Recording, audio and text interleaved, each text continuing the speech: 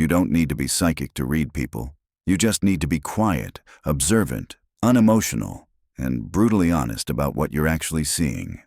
Most people try to read others through emotion, empathy, projection, hope. Machiavelli didn't do that. He didn't guess. He decoded. Human behavior to him was not mystical. It was mechanical, predictable, vulnerable. You walk into a room and within minutes, if you know where to look, every person there starts revealing their script. The nervous one fidgets just a second too long before smiling. The ambitious one is scanning for who's in charge. The insecure one talks louder than they need to. None of them realize they've already told you who they are. And if you can read them before they say a single word, you control the room without needing to raise your voice. This isn't manipulation. This is clarity, strategic awareness. It starts with one skill most people overlook: reading silence. Most people listen for words, but words are curated. What Machiavelli focused on was the hesitation, that tiny pause after a question, the delay before they answer. Not what they say, but why it took that long to say it. Was it genuine thought, or was it mental choreography trying to hide something? Here's where it gets interesting. If you extend your silence just a second longer than what's socially comfortable, something strange happens. They crack. The pressure to fill that awkward gap becomes too much. And what comes out, it's not filtered. It's not rehearsed. It's real. Most people fear awkward silence like it's a disease. Machiavelli made it his tool. Because silence doesn't just make people talk, it makes them leak. You see the anxiety in their eyes, the fidget in their fingers, the change in breath. All you had to do was wait and watch. Now that you've broken through the polite mask, move to the next layer: power calibration. That's a Machiavellian term for measuring how someone interacts with authority. Do they try to dominate you with status? Do they play coy until others show you respect first? Do they immediately try to win your approval? These are not casual social cues, they're power signals. Here's what you do. Introduce yourself and say almost nothing. Let them react. Then observe how they treat others around you. The waiter, the assistant, the person nobody is watching. Because Machiavelli didn't just look at how people treated him. He looked at how they treated status itself. A person who flatters the boss and ignores the janitor isn't just rude. They're power sensitive. And power-sensitive people are easy to influence or easy to trigger. It depends on whether they respect status or secretly resent it. That right there tells you everything. Because if someone resents power, no matter how agreeable they seem now, they will rebel the moment you have authority. But if they respect power, they can be led. Not forced. Led. Now comes the stress test. Machiavelli didn't trust surface behavior. He tested it. You don't need anything big. Just disrupt them a little. Change the subject out of nowhere. Politely disagree. Make a weird joke. See what they do with unpredictability. Why? Because people who are fragile crave consistency. Their reactions are rehearsed. But if they can't pivot smoothly, that tells you everything. The one who tenses up fears loss of control. The one who over-explains fears being judged. The one who laughs too hard needs approval. The one who redirects the conversation is hiding something. These aren't just personality quirks. They're maps. You're not just learning who they are, you're learning how they operate under pressure. And how someone behaves under pressure is the clearest form of truth you'll ever see. But here's where 99% of people stop. They get the read during the conversation and think that's the end. It's not. The real gold comes after the conversation ends, when people think no one's watching. That's when they reveal who they really are. Most people are performing during the interaction. Polite smile, calculated tone, strategic eye contact. But once they think the show is over, that's when the unconscious behavior kicks in. And that's when you strike not with confrontation, but with observation. Watch where they go. Who they talk to next. Do they immediately seek validation from someone else? Do they retreat to a corner? Do they glance at you once more? That final glance as you exit the room, that's the subconscious whisper. If they look back, you've stayed in their mind. If they don't, you were either forgotten or feared. Either way, you just learned your position. Now the most powerful level: decoding fear. This is where true psychological dominance begins. Every person you meet is driven by one primary fear: rejection, failure, irrelevance, exposure, abandonment. The trick is not to ask them, it's to observe where they overcompensate. The man who name drops every 2 minutes, he fears insignificance. The woman who overshares in every setting, she fears being invisible. The leader who micromanages obsessively, he fears being unnecessary. Once you see the fear, you own the framework, because from that moment on, every word they say, every reaction they give, every alliance they make, it all makes sense. It's not random, it's not confusing, it's not personal, it's just fear running the script. And once you know the fear, you predict the move. Let's say someone acts cool and confident, but every time another person's success is mentioned, they tense. That's the tell. Their fear isn't failure, it's being forgotten. So how do you test them? You don't confront. You plant a seed. You mention another rising star. And you watch. Their ego does the rest. They'll show you their loyalty, their envy, or their limits without you lifting a finger. That's how Machiavelli operated. He didn't argue. He studied. And once the study was done, he never second-guessed. He adapted. Let's be clear, reading someone's mind isn't about confrontation. It's about calibration. If you identify someone as weak, Machiavelli would say use them. If they're dangerous, watch them. If they're loyal, reward them. That's it. No drama, no emotion, just strategy. Because reading someone gives you more than insight. It gives you leverage, predictive power, and that's when you graduate from observer to strategist. You don't stop at noticing their patterns, you start moving according to them. Imagine you're in a room full of people, and you already know each person's dominant insecurity, core fear, and behavioral tendency under stress. You've essentially downloaded their operating system. Now you don't just anticipate, you architect. Here's how Machiavelli took it further, way further. He didn't just study people to understand them. He studied them to reshape their behavior from the inside out. Quietly, without resistance. This is where most people get Machiavelli wrong. They think he manipulated people through lies or domination. No. He controlled people by understanding their scripts better than they did, and then writing a better one for them without their knowledge. Let's say you figured out that someone in your orbit thrives on being visible. They can't stand irrelevance. They speak over others, always bring the spotlight back to themselves, constantly chase admiration. Now you've got a choice. You can inflate them, praise them until their ego inflates like a balloon, and then gently guide them toward a trap of their own making. Or you can withhold, starve their attention supply until they spiral, lose control, and expose themselves. Either way, you're not reacting anymore. You're directing. Machiavelli called this guided perception. It's the art of planting cues that feel organic but are actually engineered. You nudge someone in a direction they already want to go, but on your timeline for your advantage. Think of it like this: when you understand what drives someone, you don't need to tell them what to do. You just need to create an environment where their own psychology compels them to act how you want. And the beauty, they'll think it was their idea. Now imagine the same technique used not on a peer, but on someone powerful. A boss, a leader, an influencer. People say the powerful are harder to read, but Machiavelli would laugh at that. He knew the truth, the powerful leak more than anyone. Not through vulnerability, but through the pressure they exert on others. Watch this trick next time you're in a meeting or group conversation and someone high status walks in. Don't look at them. Look at everyone else. Who suddenly sits straighter, who stops talking, who overcompensates, starts joking too loud, or tries to look unbothered. That tells you everything you need to know about the person in power. Their control style, their weakness. If people shrink, they rule by fear. If people fake charm, they rule by social pressure. If everyone looks toward them for cues, they rule by unspoken expectation. Each method has a crack, and once you spot the method, you can plan the overthrow. Not necessarily to take their place, but to remove their influence over you. But to do this well, you have to learn the 3 specific moments when high-status individuals drop the act even for a millisecond. First, surprise. Powerful people hate the unexpected. So throw something in they didn't plan for. A question they weren't expecting. A moment of silence where they assumed applause.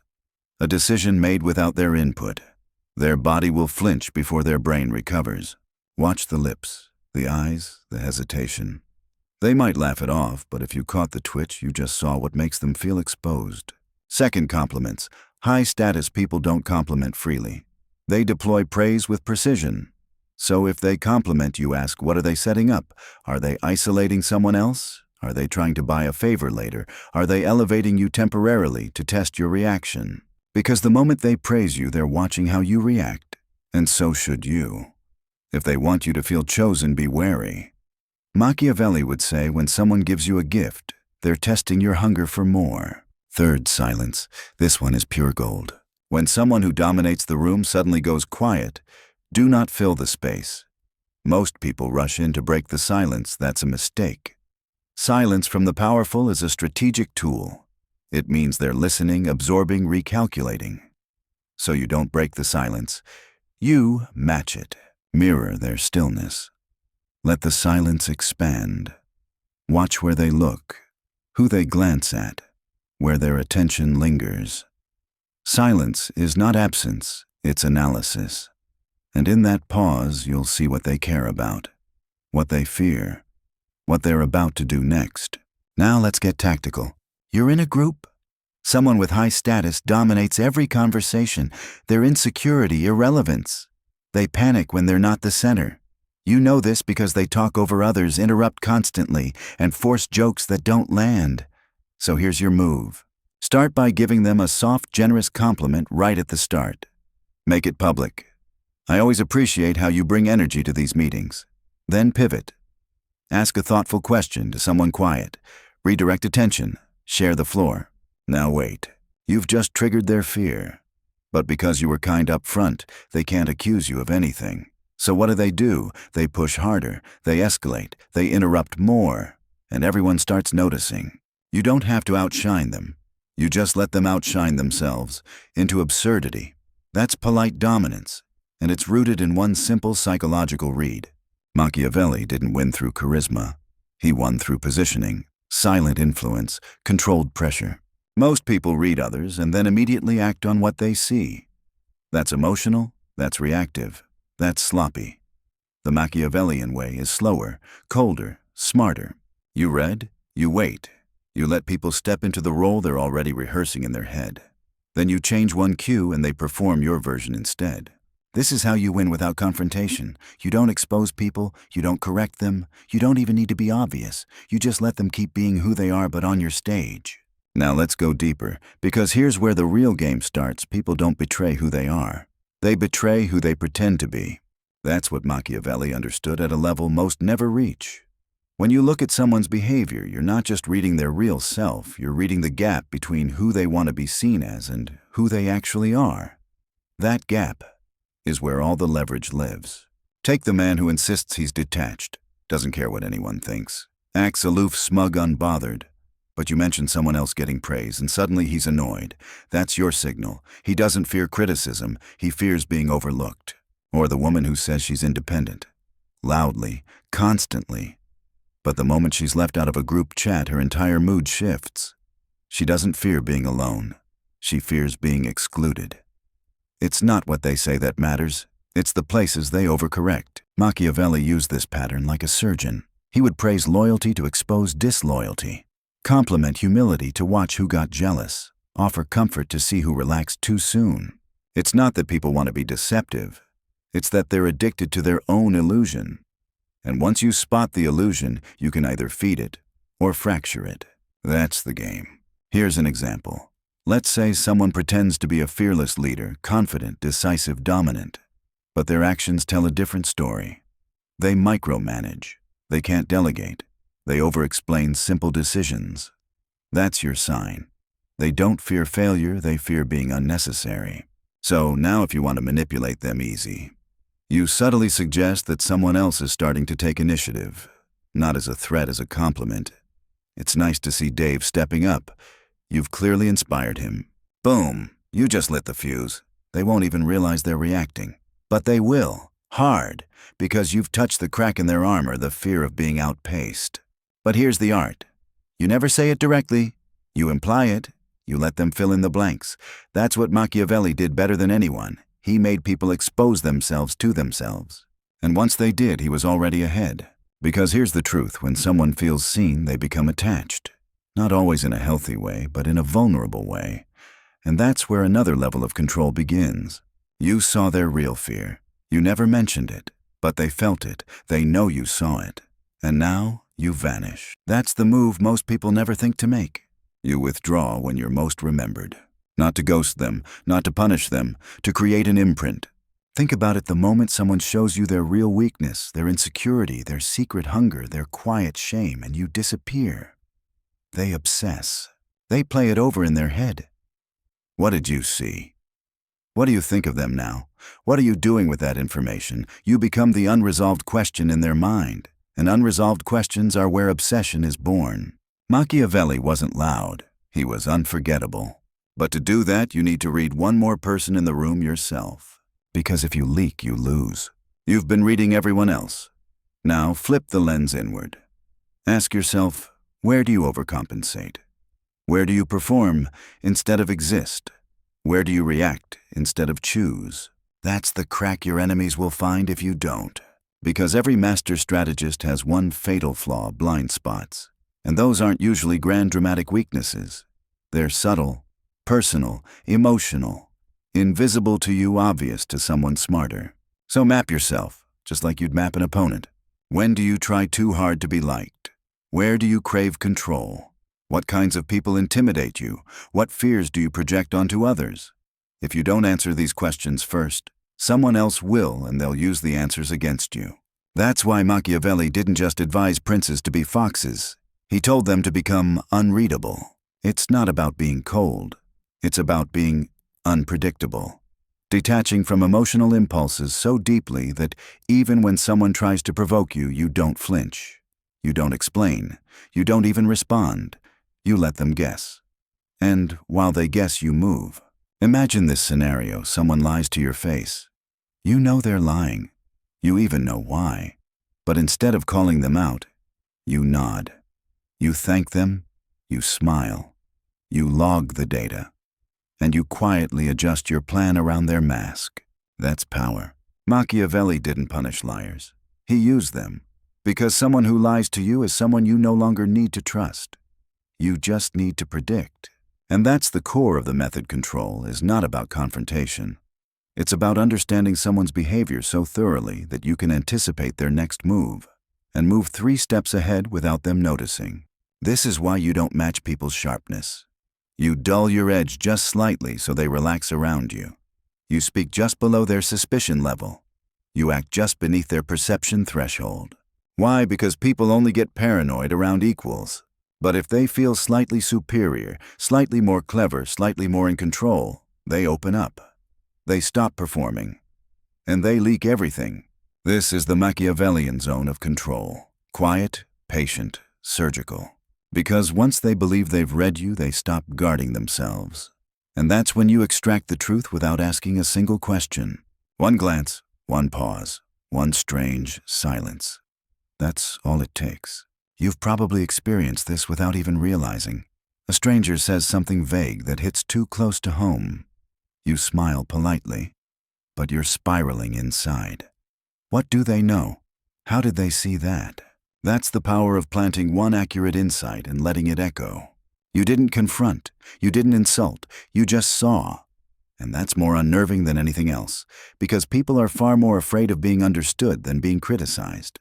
That's your leverage, and you never need to announce it. This is the part no one teaches, and yet it's the most devastatingly effective move in all of psychological warfare. Once you've seen someone clearly, you disappear, not out of pettiness. Not to punish, but to let your insight marinate in their mind. That's the word, marinate. Let it soak into them. Let them replay the moment you saw their crack, the slight pause in your eyes, the quiet shift in your tone, the strange timing of your exit. Now they can't stop thinking about you. Not because of what you said, but because of what you didn't. You didn't call them out. You didn't tell them what you saw, and now they're stuck wondering. This is how you become unforgettable without needing attention. Machiavelli didn't obsess over being everywhere. He focused on being remembered where it mattered most, in the mind of the person holding the power, or the knife. And this is where it becomes spiritual. Because now we're not just talking about reading people, we're talking about haunting them. You haunt someone not by chasing them, but by leaving. At the exact moment they realized you understood something about them, and they didn't know how much. That moment, it sticks. It burns. And now, every time they look at you, they wonder, how much do you know? What did I give away? What did I show? You've become the mirror they can't shatter. But here's the most dangerous mistake you can make at this stage, and you'll be tempted, is to tell them. The urge is real. You want to flex your insight, prove you were right, show them that you understood their game better than they did. Don't. Because the second you reveal what you know, they will either armor up or lash out. And both reactions destroy your position. You want them relaxed, vulnerable, predictable, still leaking. Most people don't want to be understood. They want to be believed. And when you show them they're fully seen, their ego crumbles. They either retreat into paranoia or attack in panic. That's chaos. That's noise. You don't need it. Instead, nod at the lie. Smile at the mask. Play along like you didn't see it, while you're rewriting your entire strategy around what you just witnessed. That's real control. Silent surgical total. Now here's the next level: how to collapse someone's false narrative without ever challenging it directly. This is the move Machiavelli would have written about if he had lived in the age of modern psychology. Use one detail to control the whole narrative. You don't need a full dossier on someone. Just one leak, one contradiction, one moment where their image fails to match their behavior, and then you build around that. Let's say someone sees themselves as calm and rational, always in control, but during a conversation you casually mention a specific topic and their tone shifts. Their voice tightens. Their response gets sharper. That's the crack. You don't call it out. You just bookmark it, and later you use a sentence that hits just close enough to that fear. Something indirect like, "It's interesting how people try so hard to stay calm, even when something clearly gets under their skin." You don't look at them when you say it, but they feel it. Now they're spiraling. Did you see that moment? Do you know the truth? Are you testing them again? This is what we call psychological priming. You've planted doubt, and the moment someone doubts their mask, they can no longer hold it up without effort. And once a mask requires effort, it starts to slip. People are fragile when they feel exposed, but they're controllable when they're unsure how exposed they really are. You never need to push. You just need to place the right idea, at the right moment, in the right tone. That's what Machiavelli called indirect rule. Governing not through force, but through implication. Now let's go even colder. Imagine you've now read someone. You've identified their fear. You've seen the performance. You've watched the moment it cracked. You've withdrawn strategically. What next? Here's the final move. You vanish when you're most remembered. Right after the moment they showed you their real self. After the confession. After the joke that revealed too much. After the glance that slipped. That's when you step back. Not rudely, not suddenly, just less available. You're still polite, still friendly, but no longer eager, no longer reachable, no longer hooked. This drives people crazy, because now they don't just miss you, they miss the moment of being seen. And here's the real mind bender: people attach themselves to the last person who truly saw them. Not the one who loved them, not the one who helped them, the one who understood them, and then left. You've become the invisible mirror in their life. Always there, always present, even when you're not. That's psychological imprinting. That's how you win influence over someone's mind without ever needing their permission. Because once you've made someone feel understood, and then you leave them with the weight of that moment, they carry you with them. You've entered their narrative.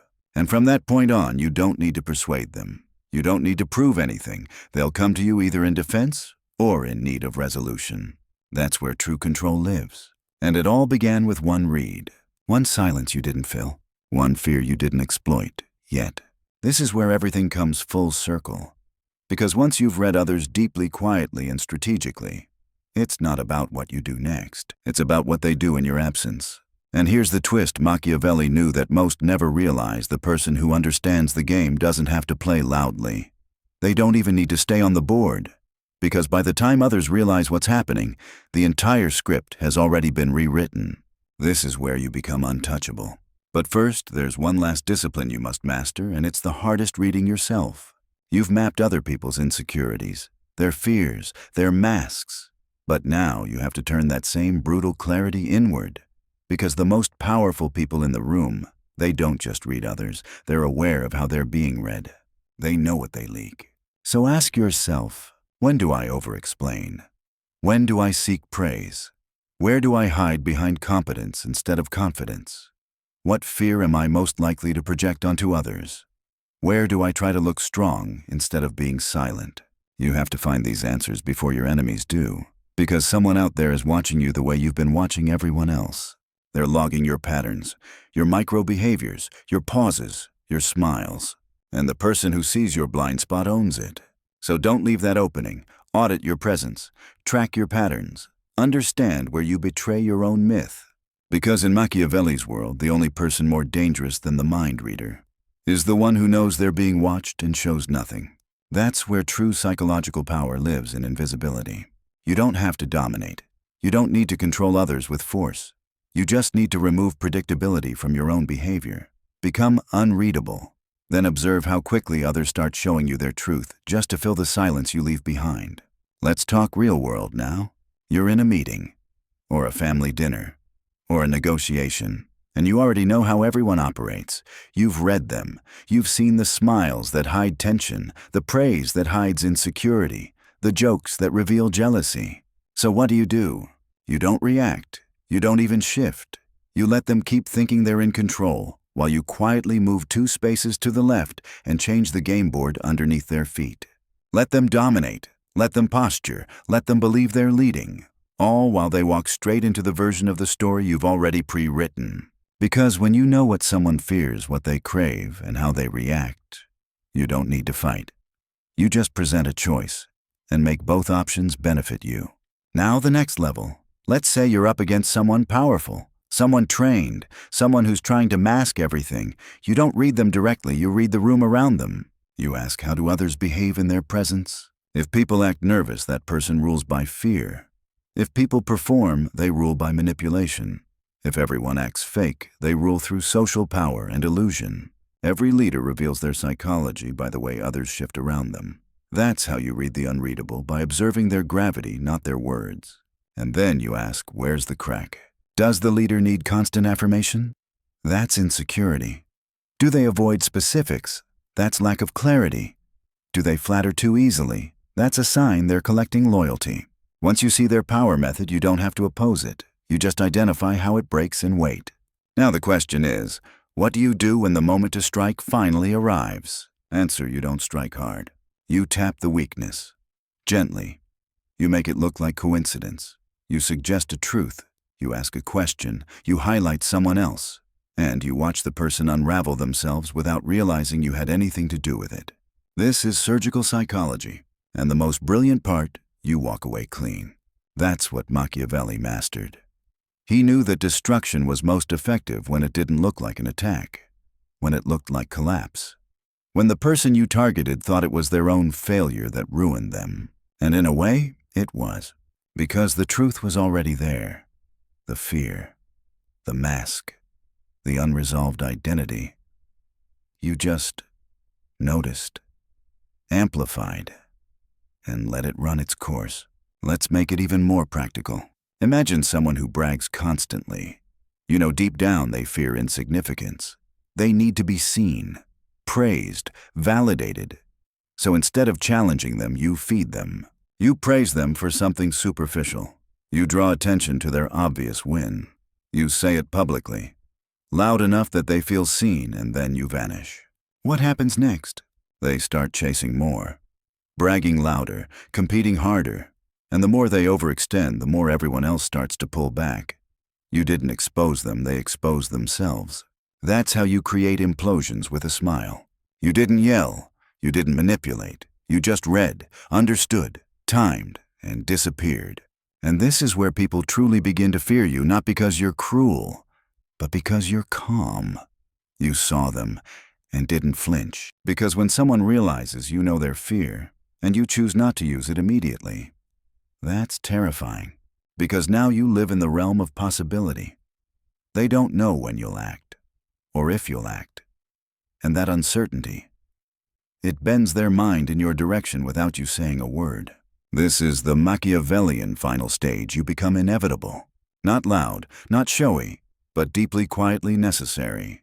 Respected or feared, depending on what you choose. And the only way to get here: read first, read deeply, read silently. Then vanish and let what you saw do the rest. Because once you've read someone's mind, you've already won. They just don't know it yet.